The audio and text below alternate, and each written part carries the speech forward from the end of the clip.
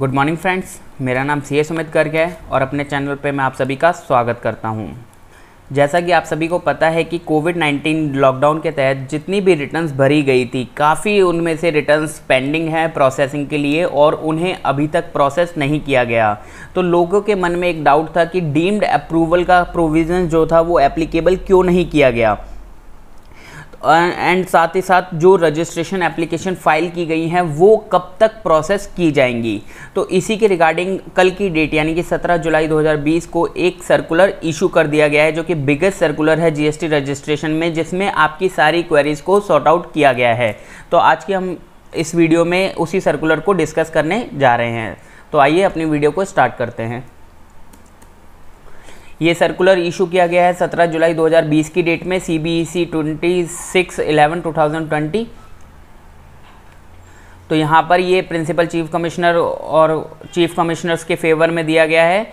Subject क्या है? Removal of pendency of registration application file during covid period.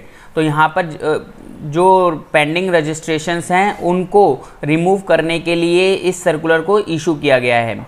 इसके तहत सबसे पहले लीगल प्रोविज़न बताया गया है कि सेक्शन 25(10) और जिसे रीड विद रूल 9 करें तो 3 वर्किंग डेज़ में आपका रजिस्ट्रेशन हो जाना चाहिए यदि प्रॉपर ऑफिसर कोई भी एक्शन आपकी एप्लीकेशन पर नहीं लेता है।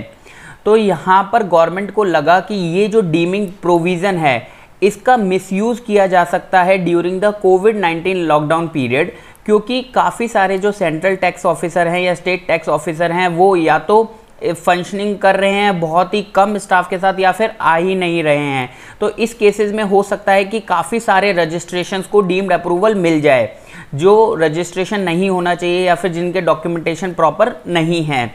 तो इसी के चलते जो डीमिंग प्रोविजंस है उसको ब्लॉक कर दिया गया था, assuming there are no working days, क्योंकि यहाँ पर डीमिंग प्रोविज़न कहता है 3 वर्किंग डेज में आपका रजिस्ट्रेशन एक्टिव कर दिया जाएगा। लेकिन यहाँ पर माना गया कि सिंस नो वर्किंग डेज है यहाँ पर और लॉकडाउन की परिस्थिति चल रही है, तो इसके तहत आपका रजिस्ट्रेशन नहीं किया गया था।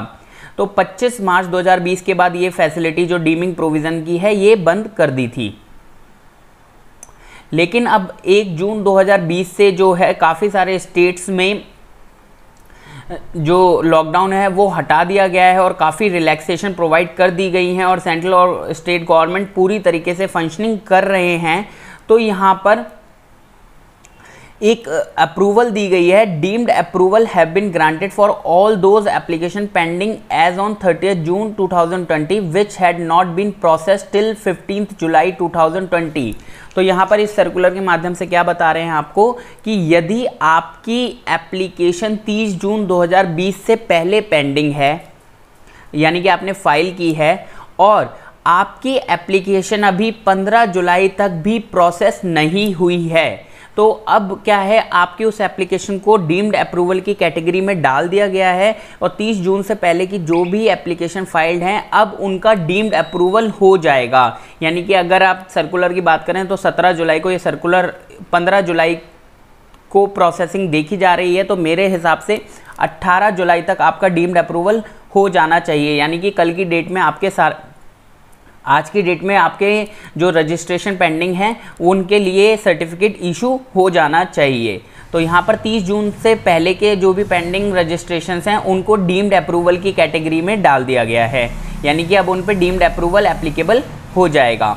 अब बात रही कि जिन्होंने 1 जुलाई 2020 के बाद अप्लाई किया है, तो यहाँ पर भी इन्होंने लिखा है it has been further decided that application received thereafter का मतलब 1 July 2020 which remain pending as on 28 July 2020 shall be deemed approved on 31 July 2020। यानी कि आपकी जो जुलाई मंथ के रजिस्ट्रेशंस हैं उनको 31 जुलाई 2020 को डीम्ड अप्रूव्ड कर दिया जाएगा।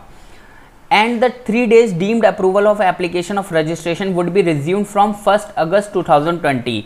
यानी और जो बेसिक जो 3 days deemed approval का जो सेक्शन है उसको दोबारा 1 अगस्त 2020 से एप्लीकेबल कर दिया जाएगा। Accordingly, it is requested that all the pending application of registration be disposed of on or before 30th July 2020 as a special drive. यानी कि आप देखेंगे 31 जुलाई 2020 तक आपके जितने भी आपने रजिस्ट्रेशन अप्लाई किए हुए हैं वो अगर सारे डॉक्यूमेंटेशन प्रॉपर हैं तो आपको रजिस्ट्रेशन सर्टिफिकेट 31 जुलाई तक आपका मिल जाएगा। लेकिन यहाँ पर एक जो इस सर्कुलर का पॉइंट नंबर 4 है वो बहुत ही मेन इंपॉर्टेंट है और इस पे हर किसी को नज़र डालनी चाहिए। It is also noticed that during the lockdown period also a few registration application have been deemed approved on the portal because of technical glitches।